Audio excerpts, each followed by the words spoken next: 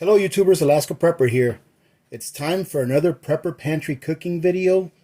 In this case, we're really not going to cook because this is very easy for you to make. And these are all ingredients that I got out of my Prepper Pantry or that I store for long term. Today we're going to make some Big Mac sauce.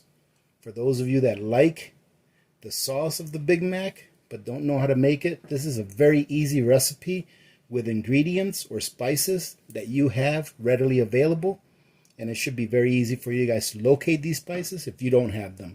So first, let me go ahead and give you guys a list of the spices that you're going to need and the amounts. Right here we have 1/4 teaspoon of smoked paprika, 1 teaspoon of granulated garlic, 1/2 a teaspoon of salt, a 1/2 teaspoon of black pepper, 1 full teaspoon of onion powder, and 2 tablespoons of dehydrated minced onions. Those are all the spices you're going to need. In addition to that, you're going to need a 1/2 cup of regular mayonnaise, a 1/4 cup of Miracle Whip.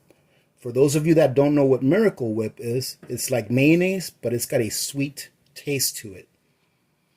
Now, if you don't have Miracle Whip or you don't want to use Miracle Whip and you just want to use 3/4 of a cup of regular mayonnaise, what you can do is instead of using dill relish, you can use sweet relish.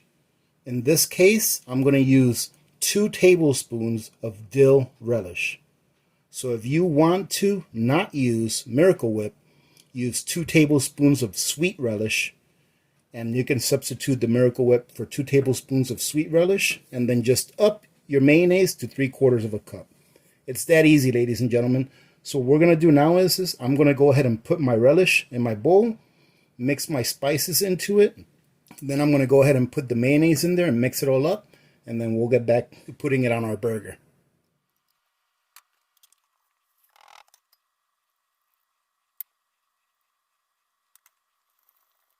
Ladies and gentlemen, guess what? I forgot one ingredient. So I hope that those that already left the video don't judge me on the ingredients that I just gave you. I forgot one ingredient, and that is this. I forgot 2 tablespoons of ketchup. All right, I'm just going to squeeze this in there. Let's see. That's 1 tablespoon. That's about 2 tablespoons.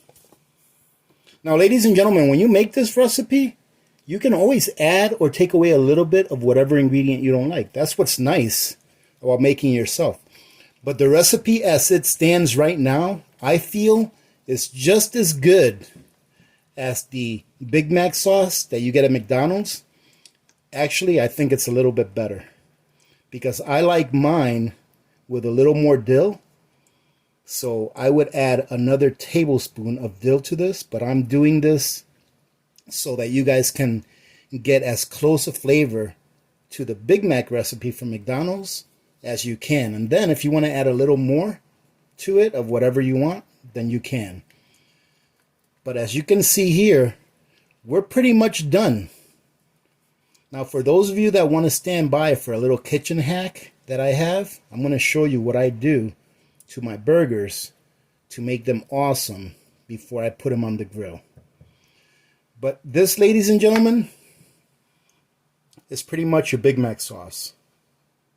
All you have to do now is let this sit for about a good half an hour or so. And what will happen is all of the juices that are in there, or some of the juices, will rehydrate your onions and they will be soft, right? If you go into this right now and use it right now, you might get 1 or 2 crunchy pieces of onion. But if you let it sit for about half an hour or so, it'll be ready to use and it will be perfect.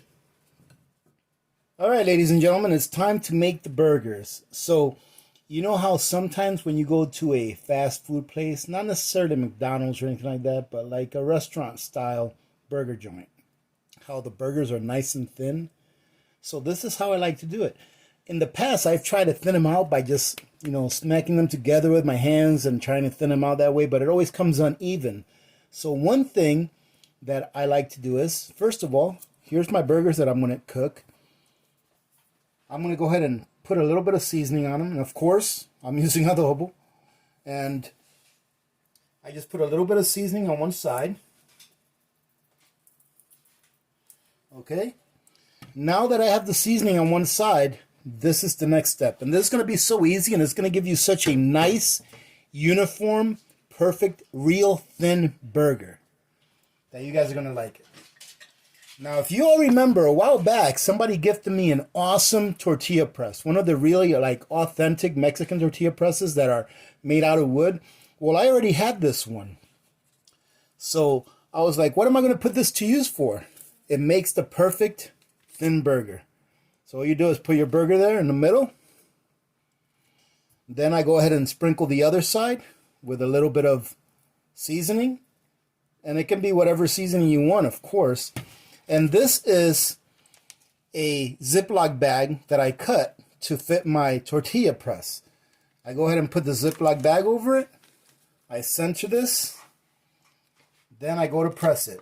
Now, when you go to press it, okay, let me go ahead and put it this way. That way you guys can see.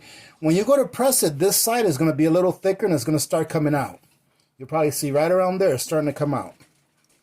All right, but then the other side is already pretty thin. So you just stop right there. You take this and you turn it around the opposite way. And then you go ahead and you press it again until it kind of evens out. And you don't really need the handle. You can use the handle if you want. And I keep pressing it until it's coming out the sides. And look at this. This makes the perfect, nice, big, flat burger. And I've already got one done. So what I do is, I take the other half of the Ziploc bag right here. I put it on top of the burger that I've already made. Then I take this one, lay it on top of that, and I'm ready for my next one. And then what I will do is I'll go like this, put my next one on top of that, and so forth until I'm done with all my burgers, and then we'll bring them out to the grill.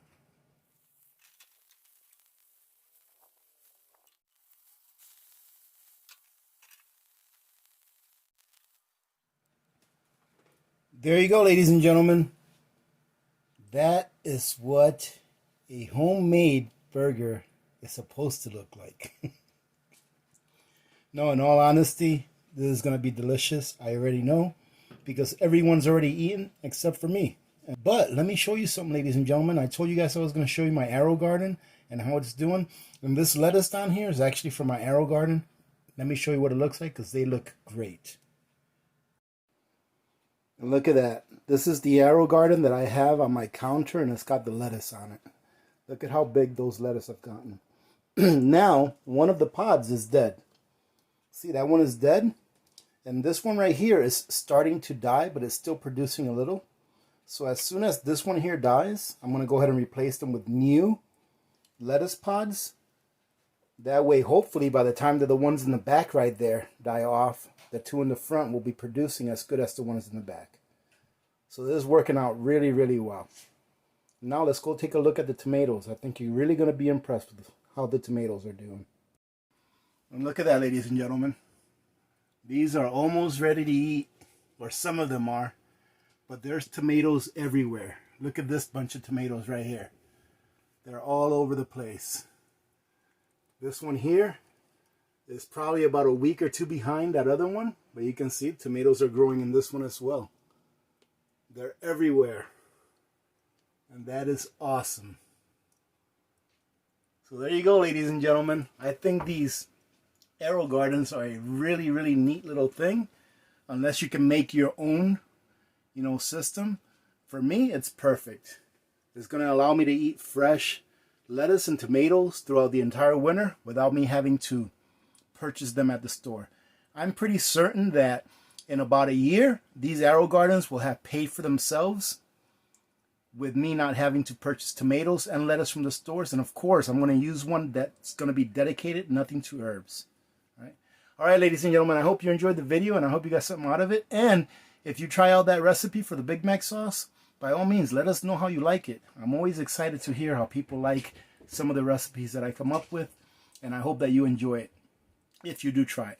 Having said that, remember to be good to each other. When good people do good things happen. Remember to reach one, teach one, and repeat.